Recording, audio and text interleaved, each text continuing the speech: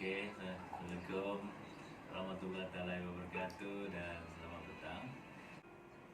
Pertama sekali saya ucapkan tahniah kerana para pelajar masih berada di sini di SEM 2 ni, SEM 2 daripada SEM 3, daripada 3 semester kamu sudah berada dalam SEM 2. Bermaksud kamu sudah berada di sini lebih daripada separuh pengajian di pusat tingkatan 6. Jadi sebagai satu motivasi kepada kamu fikirkan sahaja kaki kamu sekarang ini sebelah masih lagi di rumah kamu lah, dan sekali-sekala ke sekolah. Sebelah kaki kamu sudah berada di universiti yang kamu akan pergi nanti. Kamu mungkin akan ke UMS kah, kamu akan ke Semenanjung, macam-macam. Kebanyakan universiti di Malaysia menawarkan pengajian seni ataupun yang berkaitan dengan seni. So saya fikir bukan satu masalah besar untuk kamu mengurak langkah memulakan pengajian di universiti. Dan bagi kami di SMK Putatan, saya dan guru-guru di sini dan pelajar-pelajar di sini juga menganggap keberadaan kamu dalam kelas seni visual itu bukan menjadikan kamu sebagai artis full time nanti, tidak. Tapi sekurang-kurangnya keberadaan kamu dalam kelas seni visual itu akan membantu kamu untuk mendapatkan poin yang besar, poin yang bagus di dalam kamu punya result akhir nanti. Dan ikut pengalaman kami di sini, kami punya pelajar pun untuk ambil seni saja pun ramai juga lah. Kadang-kadang sampai 60 lebih orang juga. Dan kebanyakannya mendapat keputusan yang cemerlang juga dalam seni visual. Mereka dapat prinsipal penuh, okay? Prinsipal penuh menyumbang 1.0 daripada 4 yang kamu perjuangkan tu. Jadi sekurang-kurangnya kamu akan melepasi pointer 3.0. Dan kami di sini memang kami mengharapkan semua pelajar akan lepas 3.0. Dan alhamdulillah setakat hari ini SMK Putatan telah berjaya melakukannya. Dan pelajar-pelajar seni visual yang ada dalam kelas saya dan juga pelajar seni visual daripada aliran bahasa, kami di sini ada 2, kelas seni visual PIO memang ada, dan ada satu lagi kelas aliran bahasa yang kami wajibkan juga mengambil seni visual. Dan apabila result keluar, mereka ditawarkan ke universiti, tidak sampai pun 20% daripadanya yang memang meneruskan dalam bidang pengajian seni visual. Ramai juga yang pergi ke bidang-bidang yang lain. Malahan ada bidang-bidang profesional pun ada architecture, ada perundangan, undang-undang, sejarah, pendidikan dan sebagainya. So, apa yang kamu perlu fikir di sini ialah jangan fikir yang kamu akan jadi seorang artis. Kalau kamu mau jadi seorang artis tu alhamdulillah, tapi sebenarnya artis ni dia bukan satu kerjaya sebenarnya. Artis ini ialah kecenderungan. Jadi itu sebab di dalam dunia ni ramai orang yang bukan di kalangan artis tetapi boleh melukis dengan baik. Mereka mempunyai pengetahuan dalam seni. Jadi kamu pun begitu. So, apa yang kamu mesti fikir bahawa seni visual akan membantu kamu untuk mendapatkan pointer yang bagus. Daripada awal SEM 1 lagi sampai hari ini, untuk menjadikan kamu sekurang-kurangnya berminat dengan subjek seni visual. Sebab kalau kamu tak minat, kamu was-was, kamu anggap subjek seni visual itu adalah subjek kedua yang tidak begitu penting, kamu mungkin tak akan dapat apa-apa. Jadi, apa yang paling penting ialah kamu tanamkan dulu minat dalam subjek ini, supaya kamu boleh mengikuti segalanya dengan tanpa alasan. Mengikuti segala-gala program, segala apa yang cikgu suruh kamu ikut. Kalau bagi saya tidak pernah mengharapkan pelajar saya untuk menghasilkan karya yang hebat-hebat, sekurang-kurangnya seperti karya yang saya hasilkan. Tetapi kalau Belajar itu boleh menghasilkan gambar seekor ayam. Seekor ayam pun sudah memadai. Ya, sebab ayam itu bukan senang untuk dilukis. Dalam tubuh badan seekor ayam itu dia ada pelbagai elemen seni yang mesti kamu masukkan, dan kamu mesti mahir dalam menampilkan visual yang boleh menyebabkan ayam itu nampak seperti ayam. Dalam seni ini tidak ada yang salah, sebab yang salah itu adalah diri kita. So diri kita yang tidak banyak membuat latihan. Latihan itu sebenarnya adalah sangat penting, sebab latihan itulah yang menyebabkan kamu mahir di dalam kamu punya skill sendiri. Sebab dalam pemeriksaan nanti khusus kertas 2 ini, saya sebagai akan ada di dewan pemeriksaan untuk membantu kamu, pegang tangan kamu, asahkan pensel kamu, tidak ada. Segala-galanya daripada diri kamu sendiri. Why?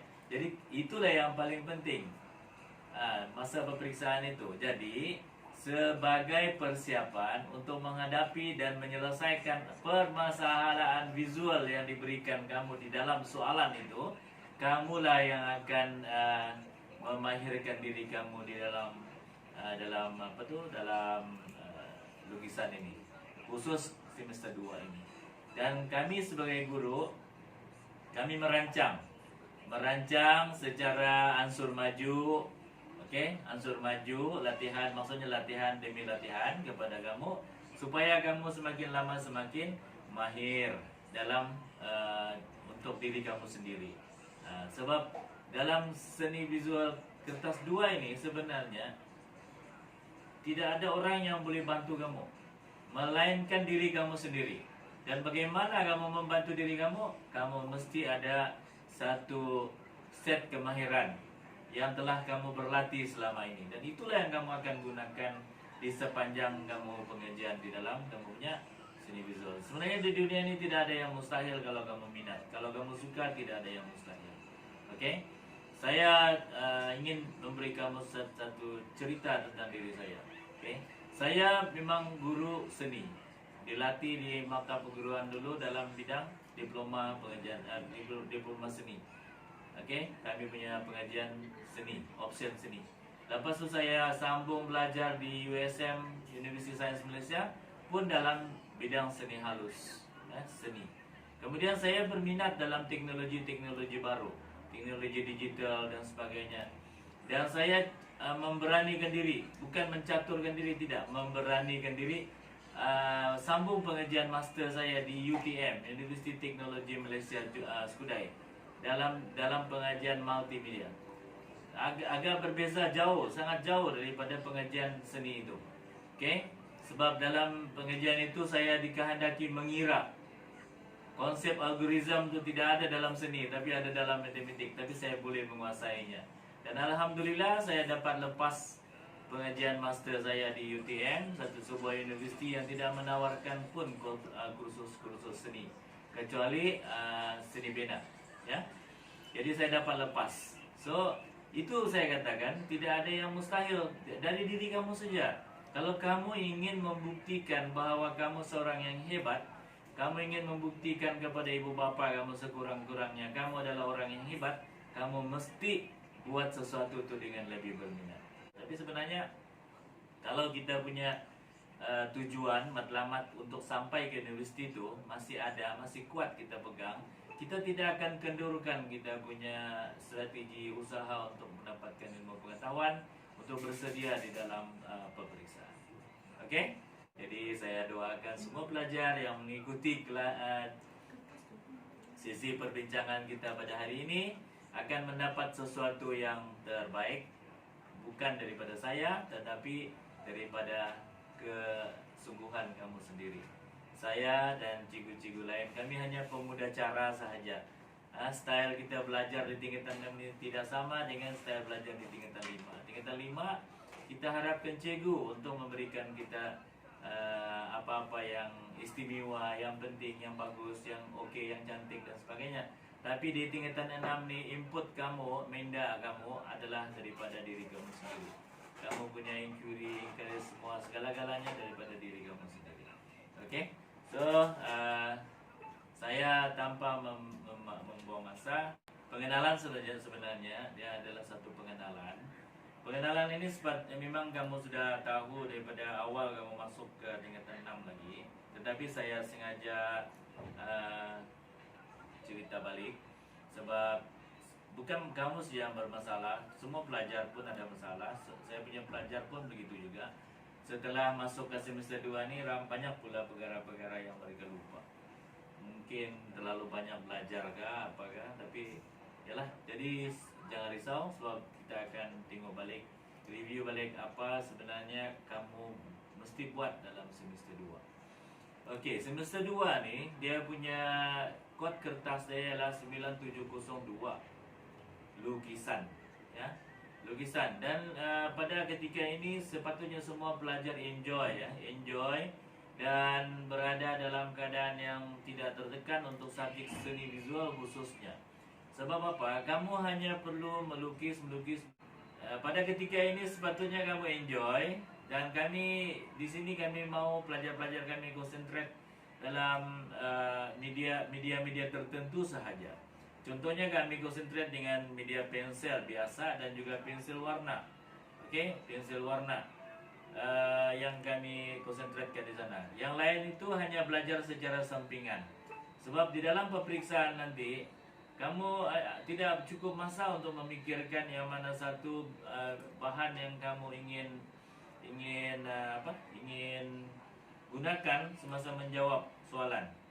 Jadi kalau kami konsentrasikan itu sebab masa kamu sudah tidak panjang, terlalu pendek. Kalau normal semester,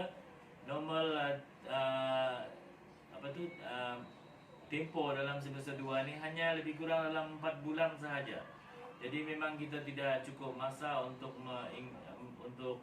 explore semua bahan-bahan yang ada. Tapi dari segi logiknya ialah dua bahan ini, iaitu pensel dan pensel warna, adalah dua bahan yang boleh digunakan dan memang akan keluar di dalam yang boleh digunakan dalam peperiksaan. Okey. Jadi peperiksaan SEM 2 ni ialah peperiksaan berpusat, iaitu semua pelajar akan menduduki peperiksaan di pusat peperiksaan. Di pusat peperiksaan masing-masing dan menjawab soalan dalam tempoh 3 jam. Soalan ini soalan yang tertutup, iaitu soalan yang tidak diberikan macam SPM dulu diberikan awal, tapi STPM tidak diberikan awal. Kamu hanya mendapat soalan ini 15 minit sebelum masa peperiksaan bermula dan diberikan semasa peperiksaan itu tadi. Okey?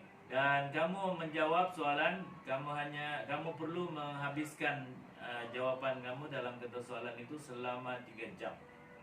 Kecuali mereka ataupun pelajar-pelajar yang berkeperluan khas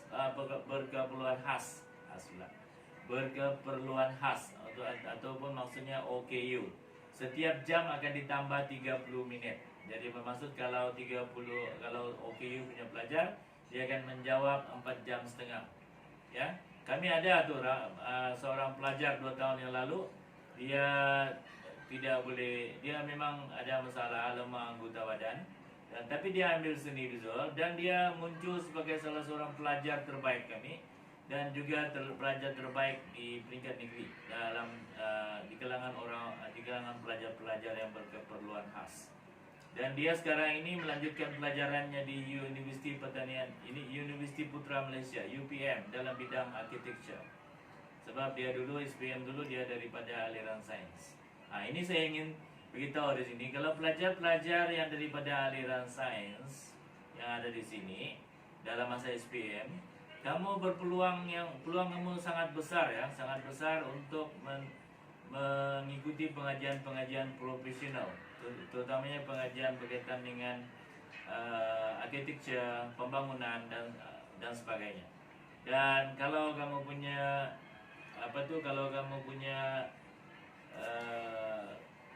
MUIT dapat BIN 4, kurang-kurangnya BIN 4, MPM akan membantu kamu untuk mendapatkan pusat-pusat pengajian di luar negara. Kalau tidak ada pandemik ni, adalah sebab kalau di Jepun sana dia orang perlukan pelajar yang dapat BIN 4 untuk mengikuti pengajian. pengajian di dukun. Oke? So, itu saya katakan awal-awal tadi, pelajar seni ini bukan semestinya dia akan sambung ke pusat pengajian seni. Dia akan sambung pengajiannya di pengajian Jasa Sarjana Muda itu di pengajian-pengajian lain, ya. Dan seni pada ketika itu, keputusan seni yang kamu dapat pada ketika itu adalah membantu untuk mendapatkan pointer yang bagus, ya, pointer yang bagus. Dan kami di sini pelajar-pelajar kami hanya beberapa orang saja yang dilonggarkan, tapi yang lain itu kami galakkan mengambil 5 mata pelajaran, bukan 4 mata pelajaran. Kami galakkan berulang ambil 5 mata pelajaran sebab apabila dikira untuk pemberkahan akhir nanti STPM akan dikira 4 mata pelajaran terbaik. Okey, 4 mata pelajaran terbaik. Jadi kalau seni di antara yang terbaik pointernya, maka seni juga dia akan dijadikan sebagai elemen pengiraan dan dalam penentuan sijil STPM. Jadi kami galakkan mereka ambil. Dan di SIMK Putatan juga, kalau pelajar kami mendapat B- dalam apa-apa mata pelajaran, kami wajibkan dia mengulang subjek itu, mengulang subjek yang berkenaan. Dan alhamdulillah 90% daripada yang mengulang walaupun dia dapat B-, ya, akan mendapat result yang lebih baik daripada result yang pertama tadi. Tapi kalau kamu bersungguh-sungguh, insyaallah kamu bukan sahaja dapat markah yang bagus, tetapi juga kamu tidak perlu mengulang pun, dan kamu tidak perlu bayar duit 1 sen pun untuk ulangan. Kalau tidak, kamu kena menyusahkan ibu bapa lagi, RM50 satu subjek. Okey? Ada jelas penjelasan saya? Okey, terima kasih banyak.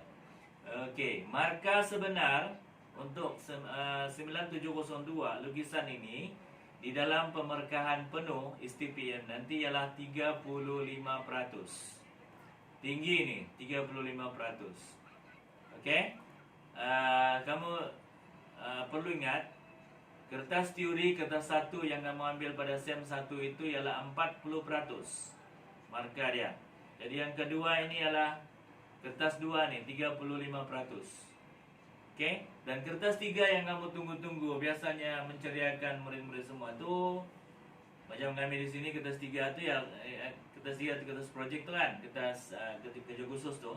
Sebenarnya itu yang student tunggu-tunggu setiap tahun sebab mereka berpeluang untuk menghasilkan karya-karya yang bagus. Dan di sini kami buat peresmian pun bukan main-main lagi tu. Kami buat peresmian sebelum ini menteri yang merasmikan pameran kami. Tapi yalah, sekarang ni kita dalam keadaan pandemik. Tahun lalu pun tidak dapat kami buat pameran besar-besaran. Kami hanya mempamerkan lukisan pelajar itu di sepanjang bangunan Pustem kami, Pusat Pengajian Tingkatan 6. Dan bangunan kami itu untuk perhatian kamu, siapa-siapa yang ada peluang melawat di SIMK Putatan, datanglah tengok bangunan. Kami hanya bangunan 1 tingkat bawah. Dan tapi kami di antara sekolah yang paling ramai pelajar di Sabah. Oleh kerana kami sepatutnya boleh jadi college tapi tidak dapat sebab kami tidak mempunyai bangunan mempunyai facilities yang membolehkan kami sebagai college. Tapi dari segi pelajar memang pelajar ramai, lebih daripada 400 orang. Untuk SEM ini saya kata tadi, enjoy saja.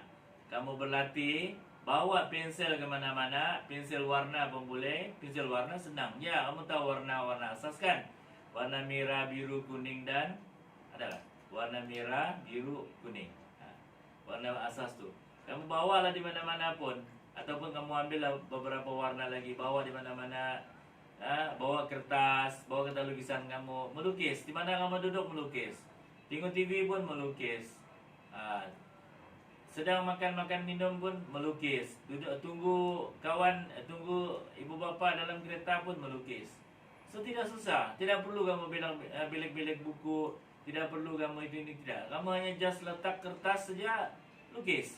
Kamu nampak kaki kamu yang cantik, kuku kamu yang cantik tu, apa semua yang cantik, lukis dia. Dan dalam kamu melukis itu sebenarnya kamu melatih diri kamu sendiri.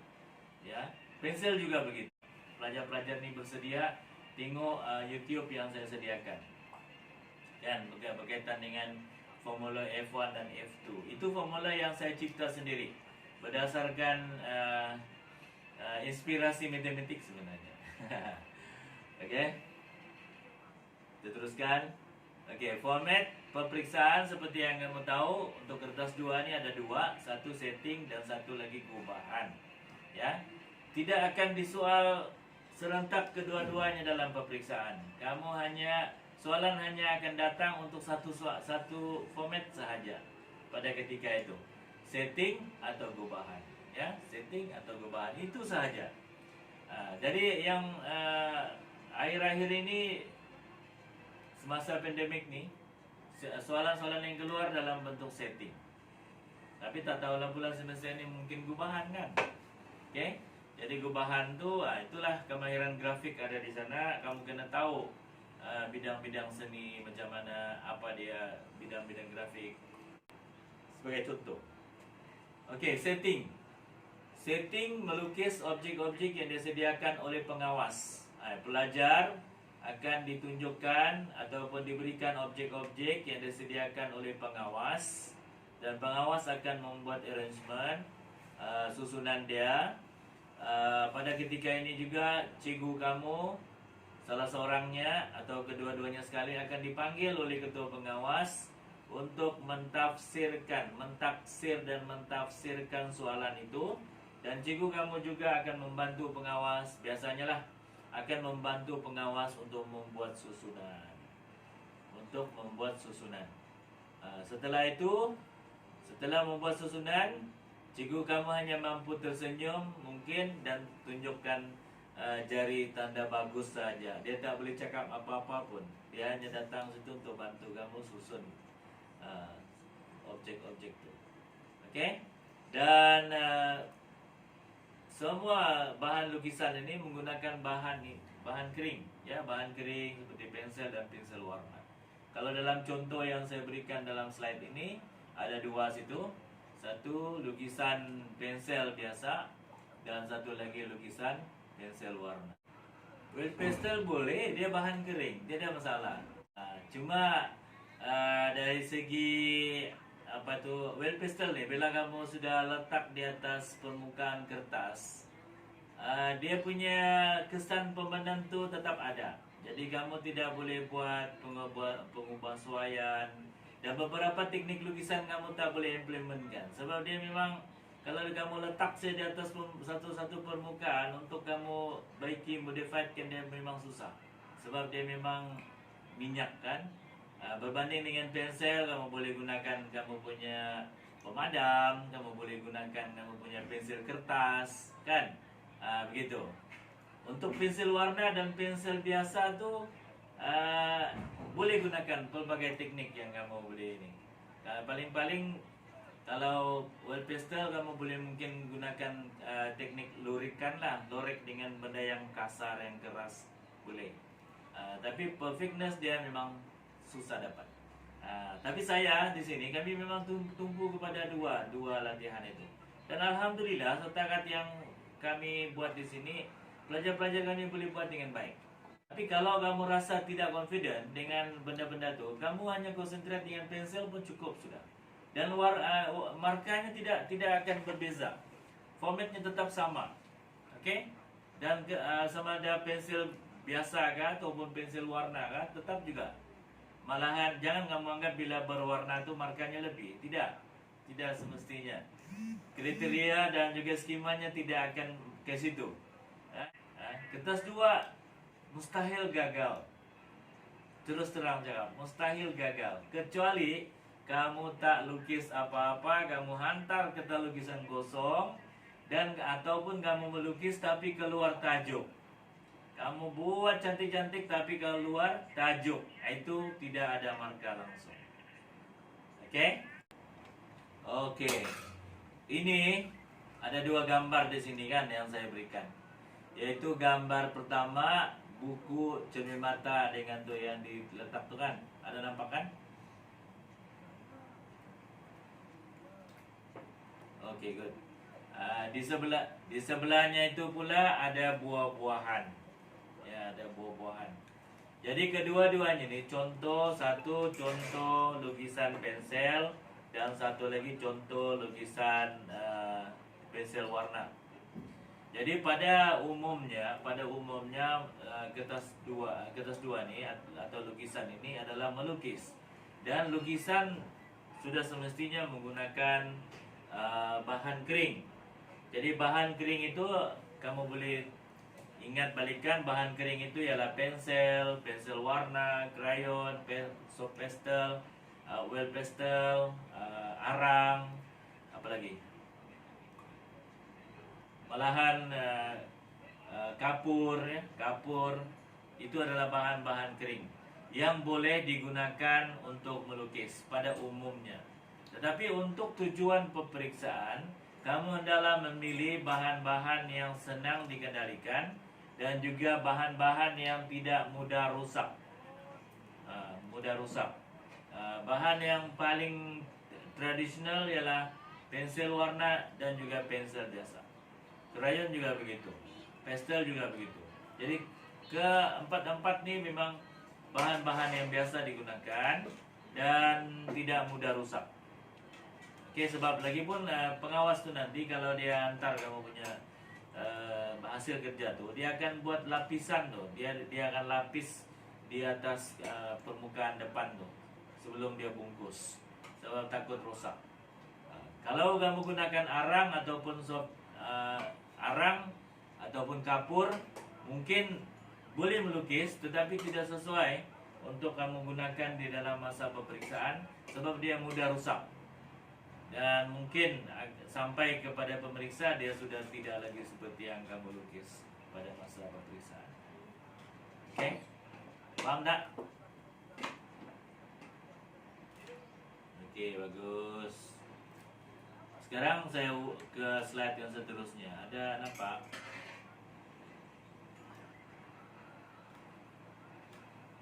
Slide gubahan. Aduh, masih di setting. Oke, setting tuh kalau macam tu saya cerita baliklah setting.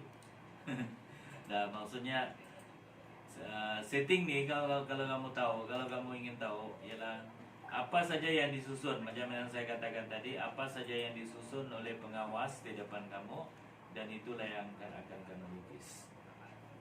Semua benda yang kamu nampak di depan kamu lukis.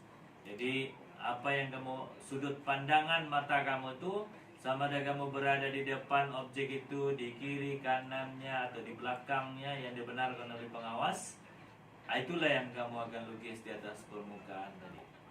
Oke, jadi adalah tidak semua, kalau ada 10 orang calon melukis ketika itu, akan ada 10 sudut pandang yang berbeza. Walaupun degree-nya sikit-sikit, tapi 10 sudut pandang yang berbeza. Jadi kamu lukis. Sebagai skema marka, ingat dan dengar baik-baik untuk settingnya. Kalau biasanya soalan peperiksaan, dia akan meletakkan 5 objek. Ya, paling mudah 5 objek yang diletakkan di depan dan kamu akan lukis. Dan kelima-limanya mesti ada dalam kamu punya lukisan. Ingat tuh, mesti ada dalam kamu punya lukisan nanti. Objek itu dengan jelas ada di dalam lukisan kamu. Jadi kamu boleh mencari posisi yang sesuai supaya kamu boleh lukis dengan baik dan kamu dapat merakam semua objek yang diberikan itu dengan baik. Jangan ada yang tertinggal. Kalau satu tinggal, satu bagian marka kamu akan hilang. Secara logiknya, dari segi skema ya, kalau ada 5 objek yang diberikan untuk kamu lukis, untuk kamu selesaikan masalah visual itu, bermaksud ada 100% marka di situ. Jadi setiap objek itu ada 20 marka. Ingat tuh, 20 marka. Jadi kalau kamu hanya lukis 4 saja daripada 5 objek tadi, bermaksud kamu sudah kehilangan 20 marka. Kamu hanya ada 80 markah saja. 80 markah pun bukan exactly kamu dapat 80. Dia ada tolak menolak itu lagi, itu ini lagi. Nah, kau tidak capai lagi tahap level 1, level 2, level 3, level 4, level 5 seperti dalam teori F1, F2 yang saya bagi kamu tengok tu. Level-level itu sebenarnya ada markah-markah dia lagi. Begitulah kerjanya pemeriksa. Jadi ada sesetengah pelajar, dia suka, contohnya dia disuruh melukis barangan hidangan, barangan hidangan, contohnya cawan, teko, pinggan, garpu, beberapa biji garpu, dan satu botol mineral, contohnya ada 5 objek. Jadi pelajar tuh dia tidak pandai bagi masa. Selama 3 jam dia tidak pandai bagi masa. Dia konsentrate 1 atau 2 objek sahaja. Sedangkan objek yang lain tidak dibuat dengan baik. Dia abaikan. Dia suka lukis botol mineral sahaja. Yang dia kasih cantik semua botol mineral. Sedangkan botol mineral itu dia punya budget lebih kurang 20% saja markah dia. Jadi kalau kamu hantar masa pemeriksaan, okey, kamu sudah buat semua, tapi satu atau 2 objek saja yang kamu suka, kamu lukis dengan baik. Yang lain tu biar sajalah, buat conteng-conteng sajalah, kan? Akhirnya markah kamu tak capai pun 50%. Kamu akan bising. Apa ni cikgu, saya sudah buat cantik apa semua, tapi yang kamu buat 1-2 subjek saja, 1-2 objek saja, objek lain kamu abaikan. Akhirnya markah kamu tak cukup. Jadi atur masa kamu dengan baik. Daripada mula kamu atur dengan masa kamu dengan baik. Kalau 3 jam bermaksud setiap 30 minit satu objek siap. Jadi kalau kamu ada 5 objek yang ditunjukkan dalam setting itu, bermaksud 2 jam setengah kamu sudah siap. Cantik sudah keseluruhan lukisan kamu tu. Arrangement pun bagus, komposisi pun bagus, segala-galanya bagus, kan? Segala-galanya bagus, siap sudah dengan cantik. Kamu masih ada masa lagi setengah jam. Apa kamu buat dalam masa setengah jam? Tambah kualiti dia, tambah kualiti tone, tambah kualiti kesan cahaya gelap terangnya, tambahkan itu. Tengok komposisi dia. Kalau cawan tu dia punya mulut cawan tu ada membiut. Di situlah masa kamu gunakan untuk memperbaiki kamu punya lukisan. InsyaAllah bila dihantar, lukisan kamu akan jadi lukisan yang cantik. Jadi tolong jangan konsentrate satu-satu objek. Kena konsentrate semua objek, bagikan masa dengan baik. Jangan kamu suka botol mineral saja kamu buat dengan cantik. Mentang-mentang lah itulah yang cikgu kamu bagi latihan.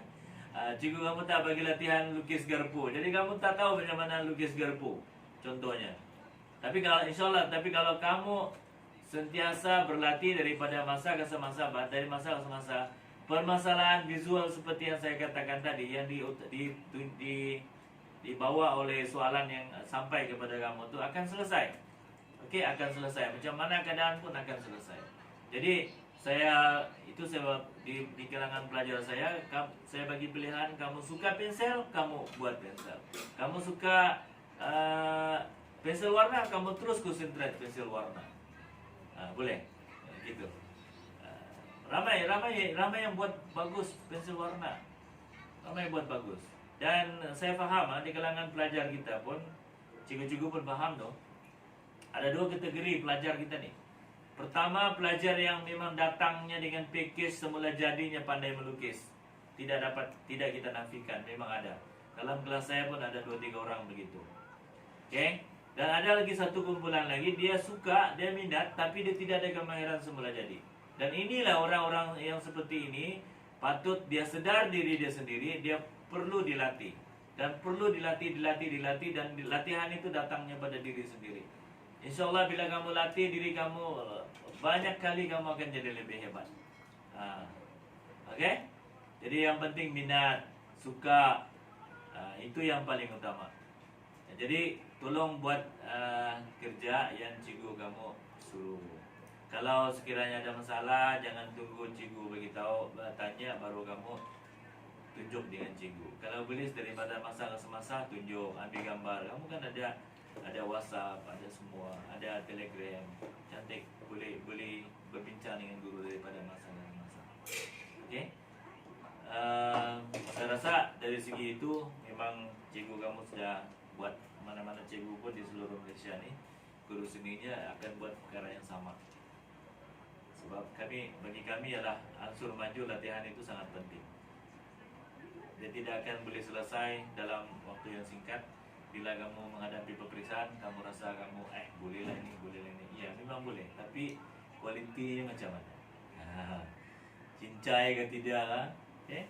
Pada masa itu nanti barulah kamu terfikir macam-macam. Jangan fikir seni ini sesuatu yang mudah, on the spot kamu boleh buat. Memang dari segi lukisan, dari segi paparan rupa sesuatu objek, memang kita boleh on the spot, kita boleh lukis, kita boleh tunjuk. Tetapi kualiti yang kita tunjukkan dalam lukisan kita tu macam mana? Kualiti garisan dia, kualiti warna.